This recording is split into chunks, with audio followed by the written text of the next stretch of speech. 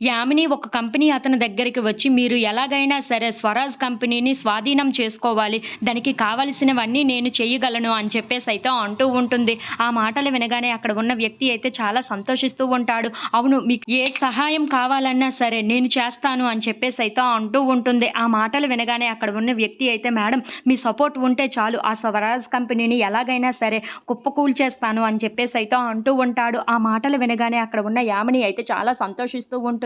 ఇంతలో వాళ్ళిద్దరూ అయితే డీల్ కుదుర్చుకుంటూ ఉంటారు. "మీకు ఏం కావాలన్నా నేను చేసి పెడతాను. కానీ ఆ స్వరాజ్ కంపెనీని, అందులో ఉన్న వాళ్ళని బాధ పెట్టే పనే మీరు చెయ్యాలి. నాకు అదే కావాలి" అని చెప్పేసైతే మాట్లాడుతూ వాడితో డీల్ కుదుర్చుకుంటూ ఉంటుంది. ఇంతలో రాజ్ కావ్యకు ఫోన్ చేస్తూ ఉంటాడు. అది చూడగానే అక్కడ ఉన్న కావ్య అయితే చాలా సంతోషిస్తూ ఫోన్ లిఫ్ట్ చేస్తూ ఉంటుంది. "ఏంటండి, మీరు నాకు ఏదో చెప్పాలని మా ఇంటికి వచ్చారంట గదా! అప్పుడు నేను లేకుండా వెళ్ళిపోయాను. దానికి సారీ" అని చెప్పేసైతే అంటూ ఉంటుంది. ఆ మాటలు వినగానే అక్కడ ఉన్న రాజు అయితే, "పర్వాలేదులెండి" అని చెప్పేసి అంటూ ఉంటాడు. ఇంతలో అక్కడ ఉన్న కావ్య మాత్రం, "మీరు ఏం చెప్పాలనుకుంటున్నారో అది చెప్పండి" అని చెప్పేసైతే అంటూ ఉంటుంది. ఇంతలో అక్కడ ఉన్న రాజు మాత్రం, "అది ఎలా చెప్పగలను? ఆ విషయం మీకు తెలియదా?" అని చెప్పేసైతే చాలా సంతోషంగా సిగ్గుపడుతూ అడుగుతూ ఉంటాడు. ఆ మాటలు వినగానే అక్కడ ఉన్న కావ్య మాత్రం, "మీ మనసులో ఉన్నది నాకు ఎలా తెలుస్తుంది? చెప్తేనే కదా తెలుస్తుంది" అని చెప్పేసైతే చాలా సిగ్గుపడుతూ అడుగుతూ ఉంటుంది. ఆ మాటలు వినగానే అక్కడ ఉన్న రాజు అయితే, "అయితే నా మనసులో ఉన్నది ఏంటో మీకు తెలియదన్నమాట.